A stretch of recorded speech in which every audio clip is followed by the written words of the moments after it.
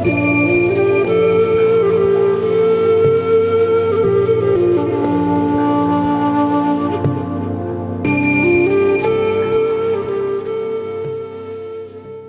Anxiety Slayer podcast is sponsored by BetterHelp. Are stress and anxiety interfering with your happiness? Have you been considering seeing a therapist, but you're not sure where to start? BetterHelp will assess your counseling needs and match you with your own licensed professional therapist so you can start getting the support you need online in under 24 hours. Special offer for Anxiety Slayer listeners. Get 10% off your first month at betterhelp.com/slayer. That's betterhelp.com/slayer. Welcome back to another episode of the Anxiety Slayer podcast. I'm Shan Vanderleek, here with my friend and co-host Ananga Sivyer. We've been wiping out the fear and discomfort of anxiety for almost 12 years. And today we're speaking about whether or not anxiety is contagious. Welcome to another episode, Ananga. Hey, Shan. Always good to share time with you and cover topics of interest to our listeners. And this is one that we actually haven't covered before. Yeah, we've been asked before whether anxiety can be passed down in families, whether it can be hereditary, but this is a new topic. Can anxiety be contagious? And the answer is absolutely.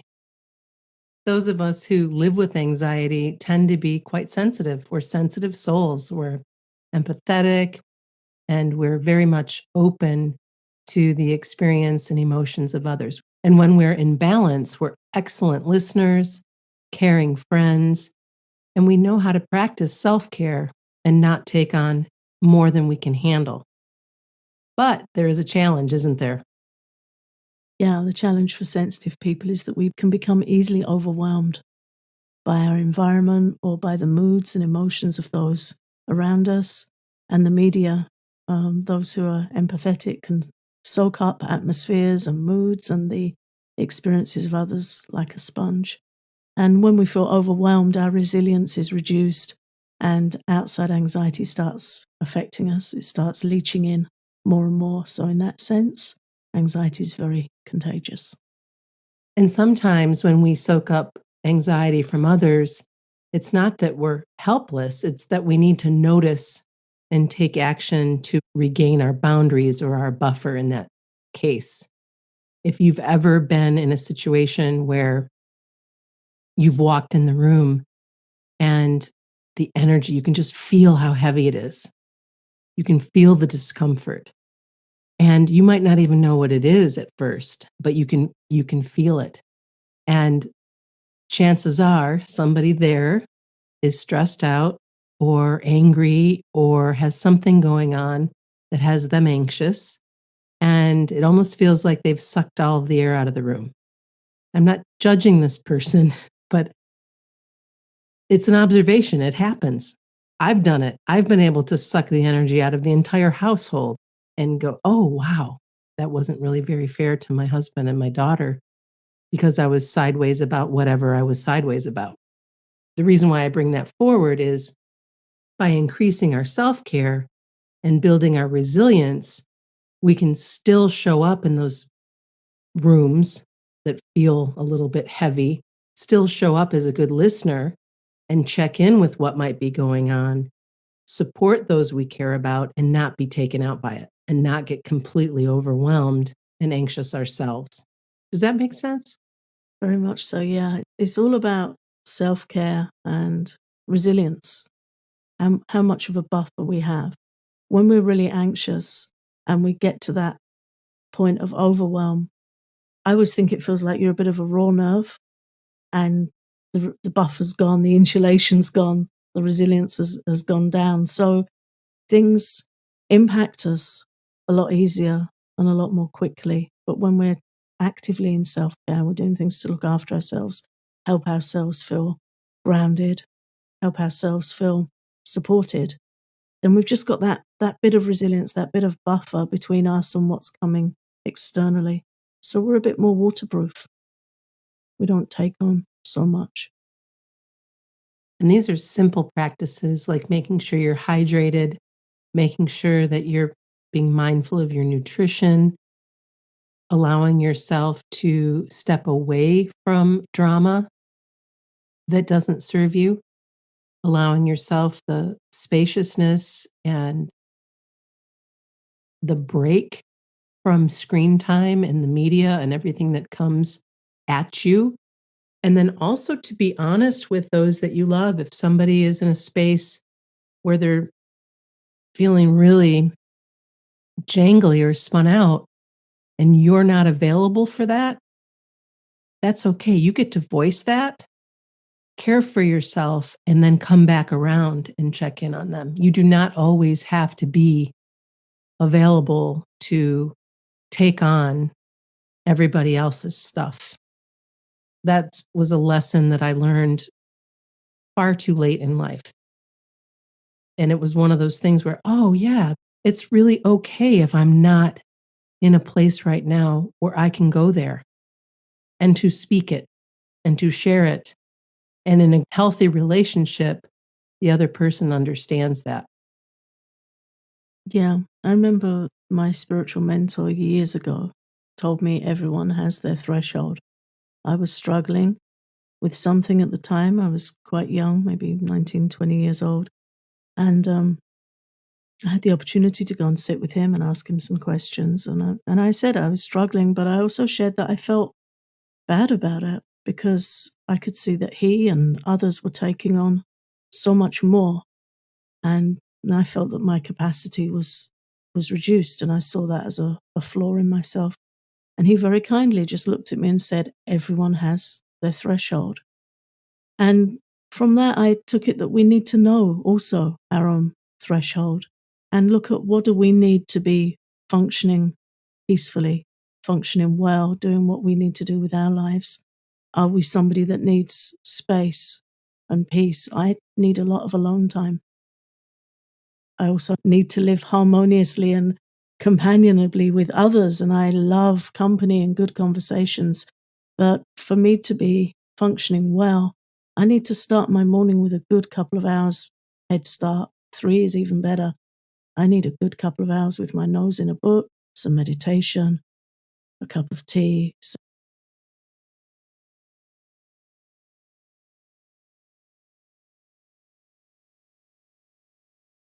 And it's important to know what is our threshold and what do we as individuals need, because when we step away from that or we get overwhelmed and kind of blown away from that, we can really suffer and lose sight of ourselves and lose sight of our needs. So it really does help to know what is our threshold. And we can make other people suffer when we're that depleted because then if we talk about the doshas, and I have a pitta dosha, if I am not taking care of myself or giving myself what I need, I can get very sharp and very critical. But if I'm caring for myself, I can be very straight with you without coming across in such a way that you feel like I just, cut you down at your knees. And that's also that part of Ayurveda. So now we're talking about India's ancient sites of life and the mind and body types. That's also that wonderful teaching of Ayurveda where we need to look at ourselves. And the Pitta mind is intelligent like anything and organized and kind. In balance, it's kind and it's illuminated. But yeah, when it goes out of balance, it becomes snarky, sharp, impatient to ourselves and to others. And very quickly we can go out of balance. It's hard to stop that and rein it in. But if we know our needs and we know our threshold and we know our nature, we can catch it before it goes too far, before it goes too far out of balance. And yeah, it's a better experience for all concerned. Right. That's where we get into the conversation about like increasing like and Ayurveda and the influences and choices in our lives. A pitta disturbed person can absolutely disturb the pitta in somebody else. You see it in my household with 3 fiery pitta people. Mm-hmm. All fire signs, all pitta. You see it in vata disturbed people that they'll disturb the vata of others. So in that conversation today about is anxiety contagious, if you are out of balance and you tend to be more vata, you're going to, and this isn't something that you do on purpose, just the sheer nature of you being in that anxious state can disturb and bring up anxiety in somebody else, especially if they aren't doing the things that we just talked about. If they aren't protected, if they don't have their own boundaries, if they're not straight with themselves and what they need. This is why it's so important to seek grounded, calm people, sit with them, model them. If you feel like you need more of that, seek those people out. They are in your life. And Ayurveda offers a wealth of information on our individual natures. We've talked about this episode after episode, but it would be good for you to dig in and learn a little bit more about the individual nature and how each of us are affected by our relationships and the environment. And we'll be sharing more of this conversation with you on our Patreon very soon. Yeah, it's really interesting when you start to learn about the mind and body types, and it can stop us turning in on ourselves, gives a lot of insight. For me, it increases self compassion and understanding of others. You were talking, Shan, about how when you're in a household of fiery minded people, one person's pitta can increase another person's pitta. But if you're in a mixed room where you've got some vatas in there and somebody's pitta comes up, they're going to affect somebody else's vata because they're going to make them nervous. Oh, totally. That sharpness comes up and vata gets nervous, it gets jittery. So there's all this interaction going on around us. I've observed over the years a family member who is very kapha, kapha's an earthy constitution, earth and water, very grounded. He has some pitta in there as well, but his wife is very, very vata, very high vata. And it's been interesting to me to observe over the years by that association, by that relationship, he has become more vata in his speech, humor, nature. It's so interesting to me to witness that. Well, and to see more of a balance between the doshas. The first time I ever took a test to find out what my dosha was back in like 2008, I think it was, when I was going through yoga teacher training. And I was even up, kapha pitta, even score, very little vata. I'm sure if I took it again today, I'd see more vata, less pitta, and probably the same amount of kapha. And at the time, that's when we were talking about the tridosha and how we all have these different natures, of course, that lean one way or another, but we have all of them. We each embody all three. Yeah, in varying degrees. And at birth, we will have one or two that tend to dominate. And then as we go through life, we pick up other traits from our environment, stress, trauma, anxiety, our diet, our association, our entertainment. So we change. We change away from our nature. And that's something that's the root model of health in Ayurveda, is to look at that and look at how we can come back to our original constitution. How can we balance our way back to the cards we were dealt, the type we were dealt at birth, and how can we learn to live that well? It's not that one type is better than the other. They all have their pros and they all have their challenges. And when we're talking about anxiety, it's really important to understand this vata nature, and rather than, again, turning on ourselves and giving ourselves a hard time about it, to understand, oh, there is this teaching on this nature and what you eat, what you do, how you live, to bring it back into balance and to help ourselves feel more peaceful, more steady, and more grounded. And we will dig deeper into this. If this is something that's of interest to you, you can join us on our Patreon and learn more. We'll have that coming up soon. We update and add content to Patreon every single week. So if you're not a patron already, you might want to check that out. And what is the URL for our Patreon, Ananga? It's patreon.com/anxiety slayer.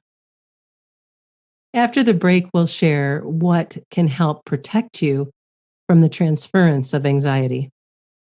Today's Anxiety Slayer podcast is sponsored by BetterHelp.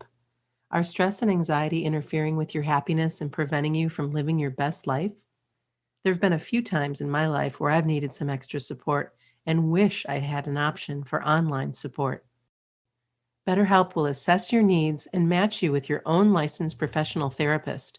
To be clear, BetterHelp is not a crisis line. It's not self-help. It is professional counseling done securely online, and their service is available for clients worldwide. You get timely and thoughtful responses, plus you can schedule weekly video or phone sessions so you don't have to leave your home. It's more affordable than traditional in-person counseling, and financial aid is available. You can start living a happier life today. Special offer for Anxiety Slayer listeners. Get 10% off your first month at betterhelp.com/slayer.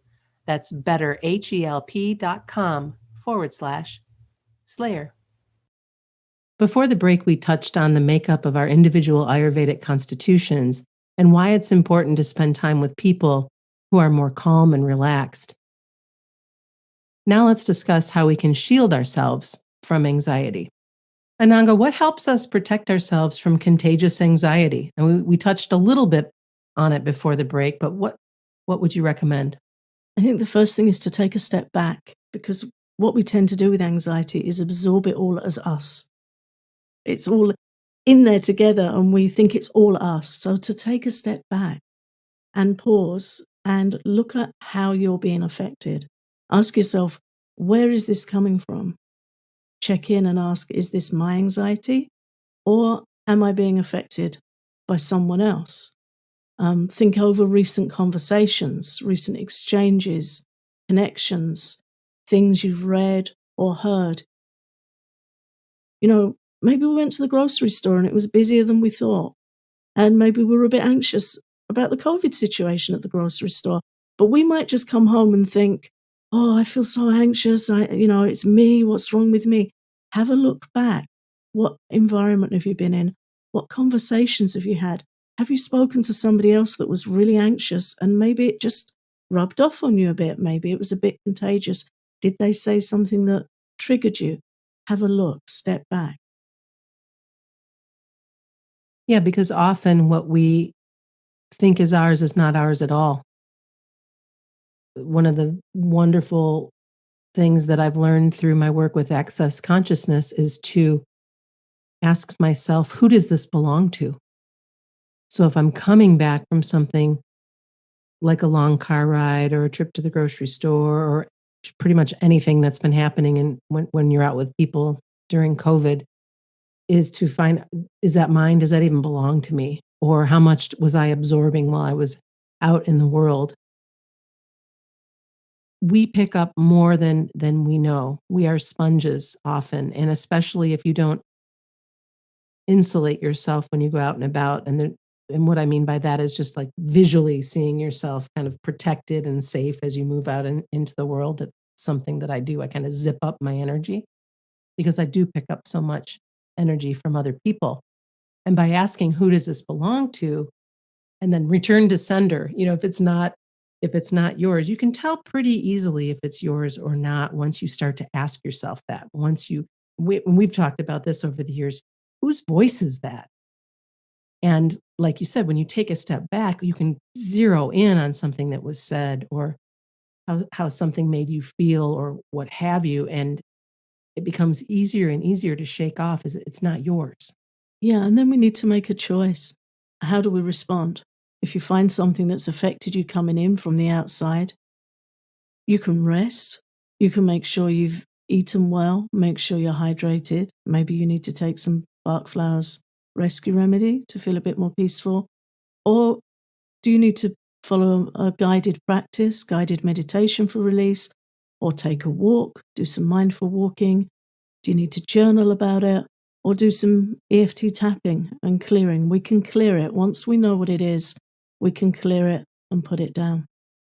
There's another part of the access consciousness work that I've been doing that is a clearing statement. And I'll just do the short version here. For those who've listened to us for a while, you know that I've interviewed Dr. Dane here a couple of times, and we'll be interviewing him again in July. And one of the things that he taught me years ago was "pock and pod." And so it sounds like these funny words, right? "Pock and pod," what is that? Well, when something comes up that causes you significant anxiety, you can pock and pod it. And what that means is from the point of creation to the point of destruction, you're getting rid of whatever that energy is that's coming in and making you feel anxious. And it takes practice again, and it seems kind of silly, but it's become a big part of my life and my family as well. Even if they aren't doing the studying and the work that I do with Access, they will still pock and pod stuff. They get judgmental, or if they say something extra snarky, or if something comes up that makes them feel really low, they'll pock and pod it, and then we just giggle. And I know that even though they might not be in the space that I'm in with understanding what that does, that it's gonna help them. It's gonna help. It's just another way of clearing, just like EFT tapping is another way of clearing, or getting your words on the page is another way of clearing. Getting out in nature and allowing for all of that beauty to come in is another way of taking such good care of yourself so that you won't be affected by all of this external energy that most of the time is not even yours. Yeah, whatever process works for us, there are many ways to clear and release and spend a little time regaining a sense of calm and groundedness, whatever we're drawn to, whatever feels natural to us. The process doesn't matter as much as that we have something we can use, something we can do to support ourselves, and just learn to pause and put those things down, shake those influences off. And shaking, even shaking the body also sounds strange, but in Qigong practice, there are body movements for shaking off trauma, shaking out anxiety, and I find those really helpful. There's a great visualization that goes with that. So, whatever you feel drawn to, whatever you think is going to help you shake something off, or sometimes it can be as simple as taking a hot shower and imagine that influence washing off your body and then just taking a warm drink or a walk, whatever you feel helps you reset and discharge. Otherwise, this stuff sticks to us and it accumulates and it's going to increase our anxiety and it can hold our anxiety at an elevated state. So it's really helpful to learn how to take the time to practice some care and discharge. And be sure to check your influences and the company you keep. Pay attention to how you feel after you spend time with people in your life, both in person and social media, because the unfortunate truth is there are a lot of energy vampires out in the world who will suck your energy dry. They will suck the life out of you if they can. It's not that it's a knowing thing. It's not that they know that they're doing that necessarily, but it's the truth. Or the people who stir the pot just to get a reaction out of you, when really you just want to be left alone, or you just want to be sweet with them or with yourself or whomever. So if you're keeping company with folks who leave you feeling depleted, who you wonder, wow, why did I just spend an hour of my time in their company? Or why am I continuing to go back to this particular group or Facebook page or whatever? Start to check yourself, check what you're choosing, and you will feel so much better when you let some of these folks go, when you let some of these influences fall away. Yeah, and specifically checking on your anxiety. How is my anxiety level? Where's it at after time with this person or time with this person on social media or a social media platform? Because it's all association, it's all connection of a sort. So just check in. Well, I'm so glad that we came together again for another episode. Thank you so much, Ananga. And thank you to all of our listeners. Join us next week for a conversation with Dr. Carolyn Dean, author of The Magnesium Miracle. We discuss her new research that shows an alarming number of people who suffer from anxiety are magnesium deficient. 70% is the number. Wild. We will dig in and teach you more about what's happening and how you can support yourself and feel better. Thank you so much for listening to Anxiety Slayer. We'll see you next week.